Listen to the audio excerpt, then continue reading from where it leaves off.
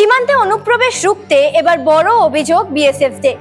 এই অনুপ্রবেশকারীদের ভারতীয় পরিচয়পত্র পেতে আগের প্রশাসনকে একাধিকবার জানানো সত্ত্বেও তাদের দিক থেকে কোনো রকম ব্যবস্থা হয়নি বলে দাবি বিএসএফ এর। বিএসএফ সূত্রের দাবি, গত কয়েক বছরে সীমান্ত দিয়ে ধরা পড়া বহু অনুপ্রবেশকারীর কাছ থেকে ভোটার কার্ড ও আধার কার্ড উদ্ধার হয়েছে। তদন্তে উঠে আসে নাগরিকত্ব সংক্রান্ত নথির আবেদনে কিছু পঞ্চায়েত প্রধানের সই ছিল। এই বিষয়টি নিয়ে গত 5 বছরে অন্তত 5 বার রাজ্য প্রশাসন ও পুলিশকে চিঠি দিয়ে সতর্ক করা হয়েছিল বলে দাবি বিএসএফ এর। তবে অভিযোগ, সেই সময় কোনো কার্যকর পদক্ষেপ নেওয়া হয়নি। বিএসএফ এর দাবি, বিশেষ করে মালদহ, মুর্শিদাবাদ ও নদিয়া জেলায় এই ধরনের অনিয়ম বেশি ধরা পড়েছে। বিএসএফ এর দেওয়া পরিসংখ্যান অনুযায়ী পশ্চিমবঙ্গে 2023 সালে 1181 জন, 2024 সালে 1516 জন, 2025 সালে 1384 জন এবং 2026 সালে এখনো পর্যন্ত 879 জন অনুপ্রবেশকারী ধরা পড়েছে। দক্ষিণবঙ্গ ফ্রন্টিয়ারে 3984টি এবং উত্তরবঙ্গ ফ্রন্টিয়ারে 976টি অনুপ্রবেশ সংক্রান্ত মামলা নথিভুক্ত হয়েছে বলেও দাবি বিএসএফ এর।